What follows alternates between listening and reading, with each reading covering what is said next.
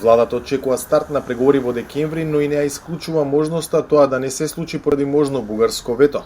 Владината тројка Заев, Димитров, Османи на денешните онлайн средби со врвот на Европската Унија, Комисија и Парламент од Шарл Мишел, Жозеф Борел и Давид Сасоли ги слушнале проценките дека членките се во процес на усогласување на преговарачката рамка за земјава, од чие усвојување пак ќе зависи дали на крајот на годината ќе се одржи првата меѓувладина конференција.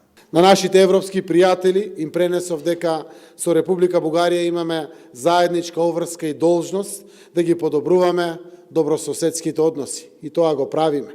Меѓусебната соработка исто така треба да расте, да градиме пријателство и да ги почитуваме правото на самоопределување и самоидентификација како темелни европски вредности. Европската Унија, како и за сите, така и за нашата земја, на оваа прашање го смета како билатерално прашање. Тоа многу пати јас и министрите го имаме соопштено, но тоа не значи дека не треба да направиме напори да ги решаваме прашањата.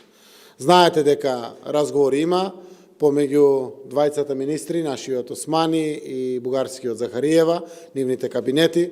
Во континуитет ние ќе правиме се колку што е можно порано да излеземе од ова решение, од оваа прашање, да се изнајде решение, затоа што навистина пријателите си помагаат помеѓу себе. Дека опасноста од вето не е само празна закана на Софија, потврдуваат и информациите од Брисел дека бугарските дипломати барем засега не попуштаат пред притисокот на нивните европски колеги дека Скопје треба да го почне преговарачкиот процес и покрај, како што Бугарија ги нарекува, отворените историски идентитетски прашања со соседот.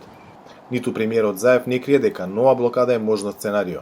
Не отклонуваме и таа можност да не се продолжи со овој чекор токму сега до крајот на декември, заради тоа што знаете дека одлуката е консензуална, секоја земја членка може да стави на некој начин ограничување да продолжат процесите понатаму, но искрено верувам дека тоа не е во интерес ниту на бугарскиот народ, ниту премиерот Борисов.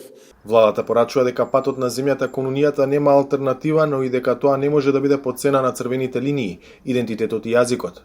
Прашањето е како во овој кус период до 10 ноември ќе се најде компромисно решение за вакви клучни прашања кои Бугарија реши да ги издигне на ниво на проблем за интеграцијата на Северна Македонија во ЕУ.